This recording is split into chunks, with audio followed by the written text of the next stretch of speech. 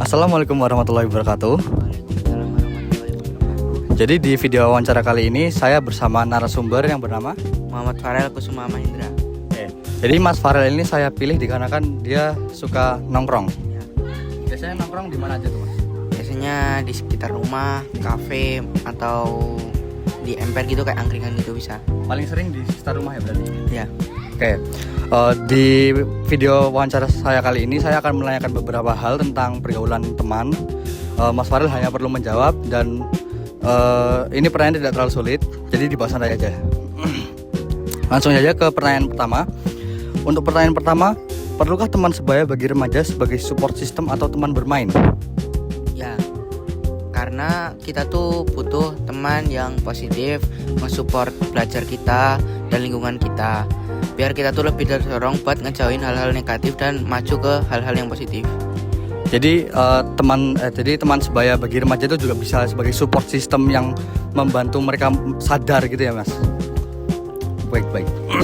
Lalu untuk pertanyaan kedua, apakah teman-teman di pergaulan pernah mempengaruhi pendapat atau keputusan atau masa depan, seperti kayak bagaimana nanti Mas Farel sekolah ke depannya, bagaimana nanti Mas Farel mengambil keputusan ini ke depannya, pernah nggak? Enggak, karena tuh keputusan kita kan diri sendiri, buat diri sendiri juga. Ngapain harus dengerin keputusan orang lain? Keputusan diri kita kan buat kedepannya untuk diri kita juga kan. Jadi nggak usah dengerin keputusan orang lain. Baik, Mas Farel.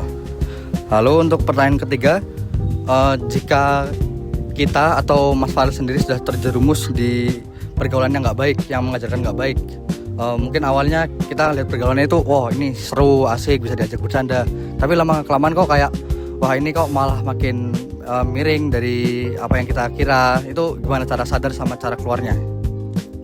Cara sadarnya sih kita kan mesti, kita masuk ke pergaulan kan kita belum tahu orang-orangnya gimana nih.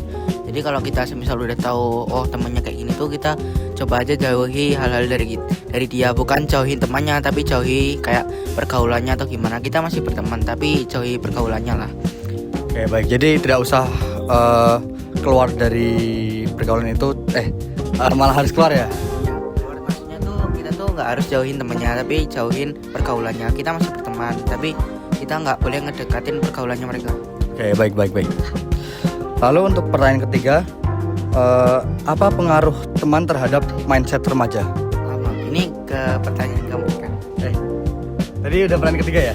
Oke, berarti pertanyaan keempat atau pertanyaan bonus biasanya kalau di video saya. Oke, saya ulang lagi.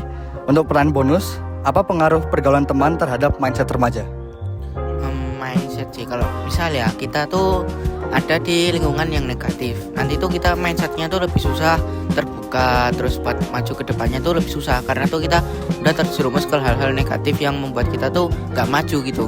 Jadi kalau bisa tuh cari temen yang bisa hal-hal positif. Kayak misal nih, aku temenan sama temen yang dia jago belajar, ya udah kita deketin. Nanti lama-lama kan kita juga bisa nih dapat pemahaman belajar. Kita punya mindset buat, oh kita tuh hari ini tuh harus belajar, bukannya main tapi harus belajar. Buat menyiapkan, kayak misal aku kelas 9 nih, buat nyiapin TKA besok. Jadi mempengaruhinya pergaulan teman terhadap mindset remaja itu tergantung pergaulan itu sendiri ya Mas. Kalau misalkan pergaulannya negatif, nanti maka yang ada di otak akan negatif. Jika pergaulannya positif seperti belajar, maka nanti yang terkena juga hal-hal positifnya ya. Oke, baik. Mungkin itu saja Mas Farel dari saya pertanyaannya. Terima kasih sudah mau menjadi narasumber saya. Mohon maaf jika mengganggu waktunya. Segitu saja untuk saya kali ini, untuk video kali ini. Saya tutup. Wassalamualaikum warahmatullahi wabarakatuh.